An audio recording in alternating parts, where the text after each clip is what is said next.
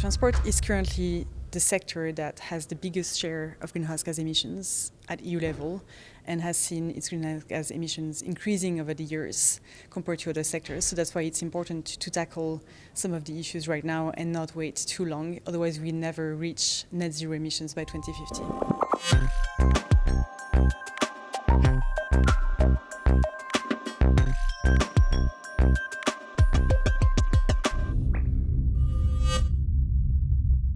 Today we are discussing about alternative fuels and about whether we are quick enough to turn Europe into a sustainable and an environmentally friendly continent. Currently, there's a lot of measures that are already in place at EU level to green mobility. For example, we have CO2 standards for cars and trucks that are in place, but we see that this is not going to be enough to reduce greenhouse gas emissions in the scale that we need to reach the Paris Agreement. We are still not where we want to be. Member states have an obligation to roll out alternative fuels, and they are certainly not, I would say, replying to the full width of the directive. So we are trying to step up, both from a push and a pull, with investments through different financing and funding instruments that we have at the Union, and also through legislation. When it comes to industry, for example, there's much more that can be done to push big companies to switch to cleaner alternatives.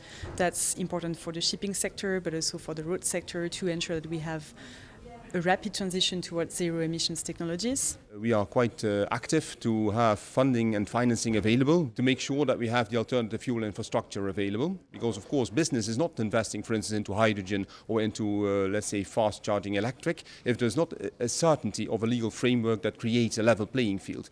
And citizens do not want to, let's say, buy, for instance, electric vehicles as long as they have the fear that they cannot use these vehicles not only around their work and for commuting, but also for their holidays or for longer distance travel.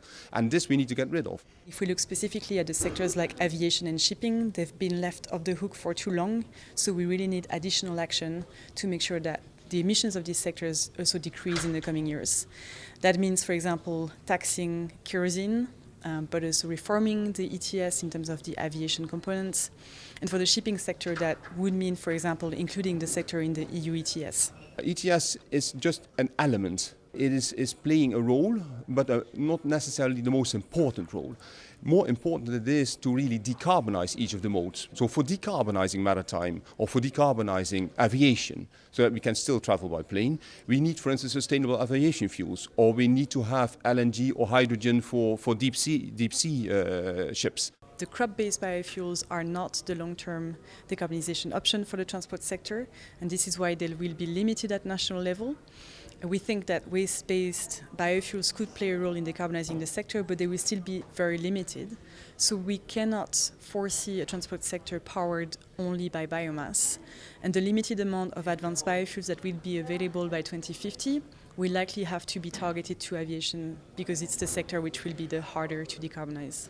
Alternative fuels are not a silver bullet. It's not only about having alternative fuels or having solutions through ETS. It's much more complex.